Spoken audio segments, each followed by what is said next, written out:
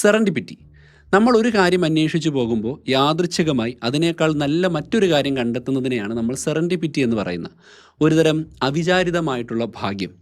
നമ്മൾ തേടിപ്പോയ നിധിയല്ല, പക്ഷേ വഴിയിൽ നിന്ന് അതിലും വിലപിടിപ്പുള്ള ഒന്ന് കിട്ടുന്ന ആലോചിച്ച് നോക്കിയേ. അപ്പോൾ നമ്മുടെ ചോദ്യം ഇതാണ്: നമുക്ക് ഈ സെറൻഡിപ്പിറ്റിയെ എഞ്ചിനീയർ ചെയ്യാൻ പറ്റുമോ?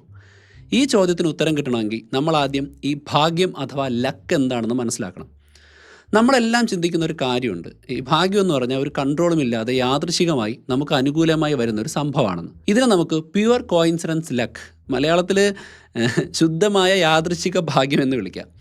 വർഷങ്ങളായി ഓർക്കാത്തൊരു പഴയ സുഹൃത്തിനെ പറ്റി ചിന്തിച്ചുകൊണ്ടിരിക്കുമ്പോൾ അവൻ വിളിക്കുന്നു, അല്ലെങ്കിൽ തലയ്ക്ക് മുകളിൽ നിന്നൊരു തേങ്ങ നമ്മുടെ തലയിൽ വീഴാതെ ജസ്റ്റ് അപ്പുറത്തേക്ക് വീഴുന്നു.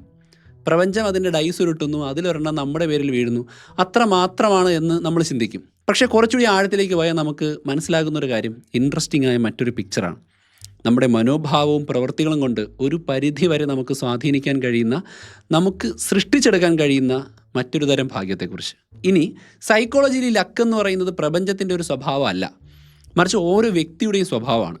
പുതിയ കാര്യങ്ങൾ പഠിക്കാനുള്ള തുറന്ന മനസ്സ് അഥവാ ഓപ്പൺനെസ് ടു എക്സ്പീരിയൻസ് എന്ന സ്വഭാവവുമായിട്ട് ഇതിന് വലിയ ബന്ധമുണ്ട്. അതുപോലെ പാറ്റേണുകൾ തിരിച്ചറിയാനുള്ള നമ്മുടെ കഴിവും നമ്മുടെ ശ്രദ്ധയും ഇതിലൊരു പ്രധാനപ്പെട്ട ഘടകമാണ്.